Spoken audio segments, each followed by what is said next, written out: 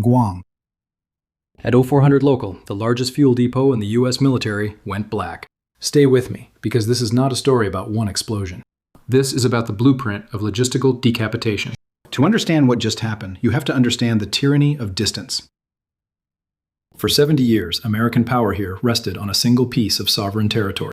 Guam became the unsinkable aircraft carrier, the linchpin of the forward presence doctrine. But the entire architecture rests on assumptions from a different era. Infrastructure designed for scale, not for resilience. This created a massive, centralized, single point of failure. In 1941, the Japanese failed to hit the fuel tanks at Pearl Harbor. Admiral Nimitz said that failure saved the U.S. fleet from a 2-year setback. History underscores the strategic primacy of fuel over platforms. Let's talk about the target. The fuel tank farm at Andersen Air Force Base. 66 million gallons of JP-8 jet fuel in one location. These are predominantly large, steel, above-ground tanks. A highly flammable, highly concentrated vulnerability. Let's talk about the weapon. A coordinated swarm of 20 to 30 long-range drones, launched not from a military base, but from unattributed commercial vessels. This is designed for plausible deniability. The attack demonstrates a massive asymmetry. A low-cost attack causing $1 trillion strategic failure. Let's talk about the cascade. The failure propagates not linearly, but simultaneously. Let's talk about the military failure. 0 to 12 hours. All non-essential flights are grounded.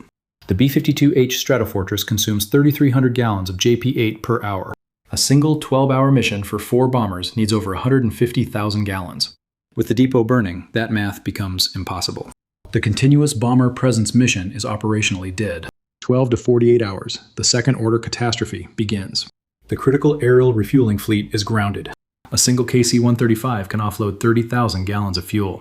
That tanker is the critical enabler for every fighter in the Pacific. Without the tankers, the combat radius of an F-35 is halved.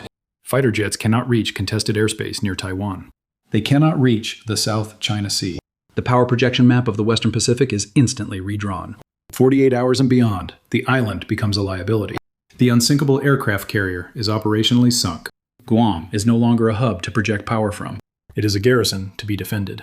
Resupply by sea would take weeks and would itself be vulnerable. The military system has failed completely.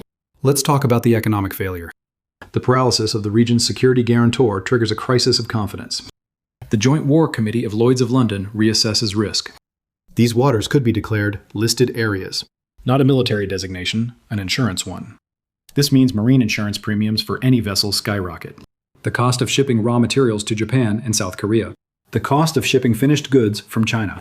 A war risk tax is injected into the global economy. The system becomes uninsurable at viable rates. The free flow of global trade is choked by risk. Let's talk about the diplomatic failure.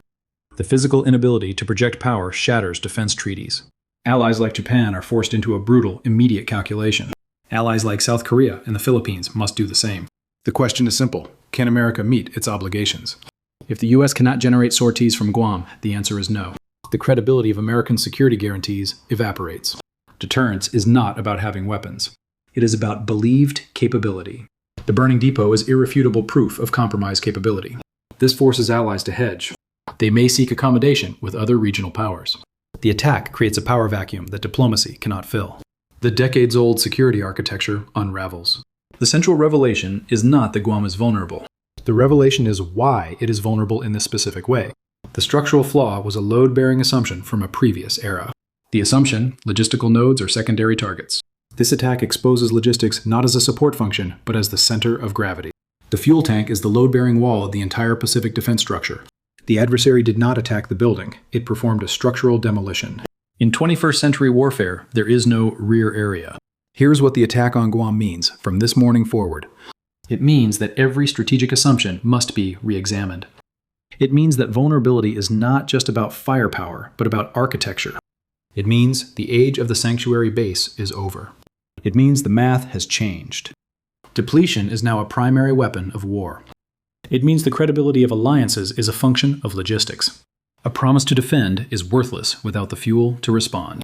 It means the economic risk of conflict has been repriced. And it means that plausible deniability is the new declaration of war. The system that kept the peace worked. The assumption beneath it did not. One target, 3 simultaneous cascades. The depot is burning. The tyranny of distance has won.